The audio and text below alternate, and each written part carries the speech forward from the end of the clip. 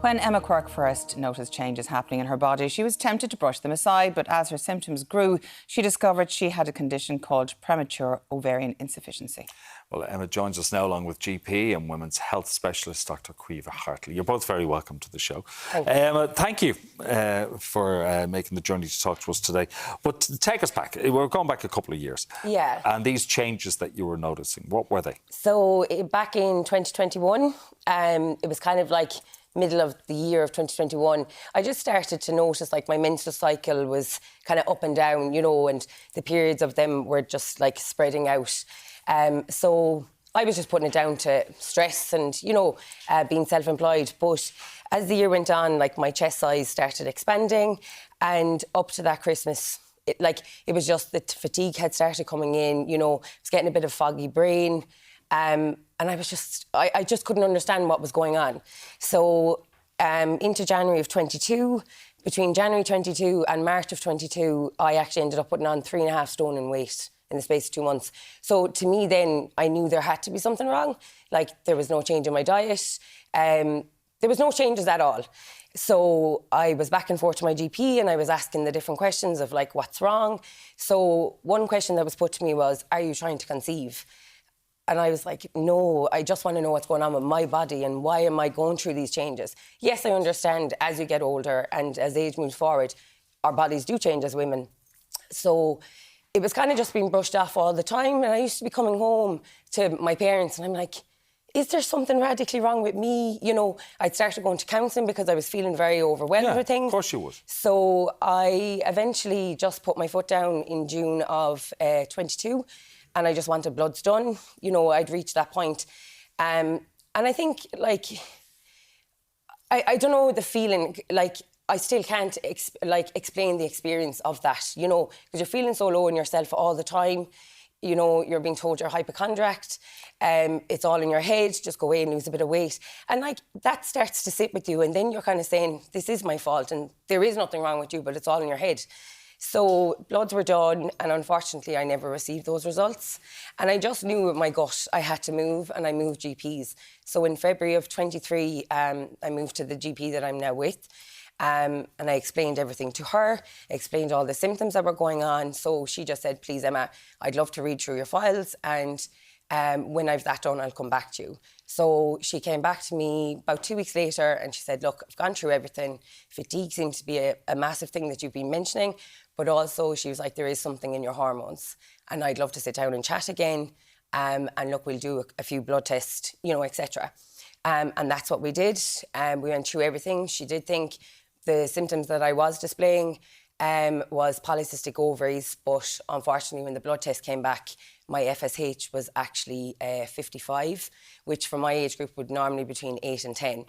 But she also told me that the blood test results that I had received, that I hadn't received 9 months previous, was actually 51. So I had actually increased in the time.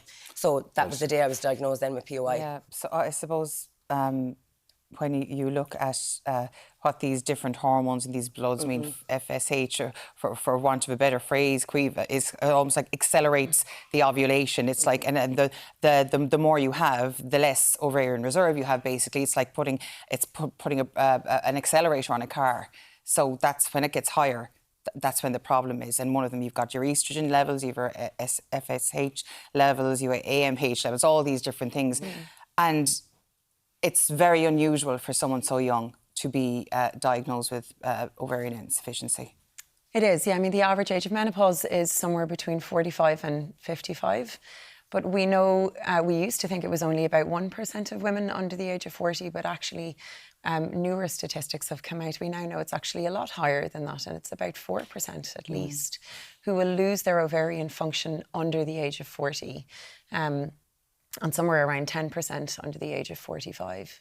So it's not uncommon, and it's, you know, from what Emma was saying, it's obviously not unimpactful. This is something that really impacts people and is really important and has really big consequences, not just for how you feel, but for family planning and also your long-term health. So it's something that we need to be aware of and need to be talking about.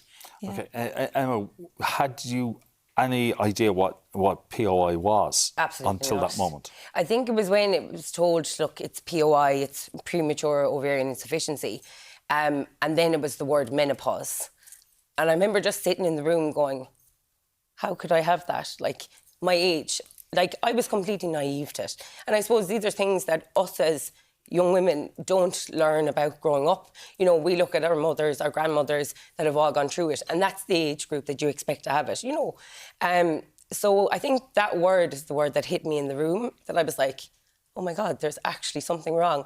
But also there was a weight lifted off my shoulders that day, that I was like, this wasn't in my head, you know, and I trusted myself to keep pushing until I got the answers, Yeah, I was actually the same age as you when it happened to me, and I don't think anyone can prepare you for the impact of getting those results from a doctor and being told, like, I think the phrase was clapped out ovaries. It was 10 years ago or more when it happened to me. It wasn't as, I suppose, couched in the same way, but it means the same thing, that your eggs aren't there, and it's huge impact for not only your health, but whether you're going to have a child or not. And that's the devastation is absolutely gutting. Like, for me, I didn't even know at that point, you know, like, so the GP had said to me, is family planning like something that you would have always, you know, and it was always something like that I would have loved. So her thing was, right, we need to get your AMH checked just for your egg count, and we'll get you to a fertility clinic, and then let's see your options about freezing eggs. So that's what I did in the June of that year, and unfortunately, like, my level was just like 0.2, so there was absolutely nothing. So that was a bit more of a blow inside in the room that day. So you're like, back in April, you're just after being thrown the news of you're in menopause, and now you're told you have absolutely no chance naturally of doing it, you know. So, like, that was the bigger blow. But look, the way science works now, look, we've so many options. You've egg donation, you know, so you have to look at the positive. Like, at the time, I didn't. I looked at it as a negative thing. I felt like a failure, you know, being an only child. Like, you know, there's so many different things. But I couldn't believe it when I was reading your story. This sense of guilt that came over you. Because you were thinking of your parents. Yeah, absolutely. Like, I will never forget the day in the fertility clinic, and I walked out and we got out to the car, and I just looked at Mum and I just said, I'm so sorry. But look, you have to move on from those things, and thankfully I have had plenty of help and support from family and friends, and you just have to move forward, and you have to pick up the positives, and you have to say, look, if this is my journey, I have to accept my journey, you know. I know my own friends found it hard because they were all starting families at the same time. And I suppose I started making a joke of it. I was like, my friends are starting families and I'm starting HRT. So I had to see the sense of humour in it. But that's how you survive. Yeah, exactly. Exactly. You have to find something. Absolutely, yeah. When you mentioned HRT there as well, and I know, like, the psychological and emotional impact of basically not being able to have a child of your own genetic material is devastating enough. But then the actual physical changes that your body went through, you mentioned weight gain, brain fog, all of these things as well, and bone health it impacts on as well. I mean, I don't think people realise how dangerous it is for the health of a woman to go through menopause that young, and that's what you were facing. So, like, it had got to the point that, like, I was literally crippled. Like, I needed an aid to get out of bed in the morning. Like, the bone aches are terrible. Like, I couldn't put on my own socks and shoes. Like, I'm a hairdresser, so my job is physical. And, like, I used to drag my legs behind me, like, by the end of the evening. And, like, I knew it myself, my hands were dropping. So at one point they told me I had psoriatic arthritis, and I was put on an injection for 3 years. So this was all leading up to POI. My gut again, I was like, it's not arthritis. I know it's not.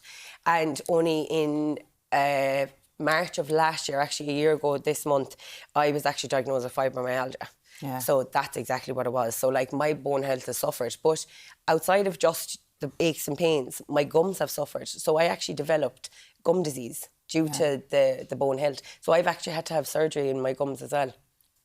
How are you doing now? Because I know myself, it still hits me like a ton of bricks every so often. You might think you're on top of it, but it's not something you ever get over. Really. No, like, you're obviously always going to have it in the back of your head, you know. But you just have to, you know, pick yourself up, dress yourself up, and just get on with it. You know, I suppose I'm very lucky that I'm a big sense of humour, like, and that's how I live every day. But it's only masking it as well, though, really, Sometimes isn't it? it is, but you know, like, as I said, previous to me having, like, getting the results in 23, like, I was in counselling, and then last year I actually started with a psychologist. Yeah. And I have to say, like, from working with both the ladies, like, it's just been unbelievable, and it has really helped, you know, and it has helped the, like, as I said, you know, the guilt and the shame, and just feeling like it's the distance you put to everyone, the anxiety that comes with it. And the damage of not knowing as well for that huge, when you knew something Yeah. was wrong and the Yeah. tests weren't done. Yeah. GPs, I know, they're kind of chasing their tails a lot of the time when it comes to diagnosing this or knowing what's out there. I mean, if there's anyone watching this today that feels in their body that there's something wrong and their GP isn't listening, what would you say? So look, I mean, we pay attention to a change in your menstrual pattern. So if your periods become irregular, or if you stop having periods, you need to know why that's happened. And like Emma has said, if you have a gut feeling, something's not right, I don't feel myself, I have these new symptoms, sometimes those symptoms are vague. Like, they don't have to be this classic hot flushes and night sweats and this sort of hit you in the face. It's obviously menopause. A lot of the time, it's subtle early on. So I think you need to talk to your GP. Blood tests are helpful for women under 40. We measure, as you've mentioned, an FSH level and a couple of other things too. We rule out maybe other causes of why someone's periods have changed or why they've stopped. And that all hopefully leads to an answer. Like, that's really, I think, what Emma needed, was an answer for what was happening her, and kind of that validation of, like you said, you're not going mad. I knew something was wrong. Yeah, absolutely. We are running out of time. And one of the messages you want to get across is that people in your situation need help. You also need a support group, because there isn't one in Ireland. So there is a support group in England called the Daisy Network, and they actually have networkers all over the world. And thankfully there is a networker here in Ireland who I've recently just got in contact with. Brilliant. And it's been lovely, and I have been on a Zoom call with some other women, you know, in the same situation as me, and you know, there's a heartwarming feeling about it that you're not alone. But I'm definitely pushing that, like, you know, people need to speak up, and if they're not feeling well or they don't feel like themselves, just say it. You know, like, someone else might be going through the same thing, and just they need to use their voice, basically. And hopefully be listened to and diagnosed in a timely manner. Yeah. Thank you so much for Thank coming you on the too. show today to share your story, and Thank Caoimhe you. as well. Thank you for coming.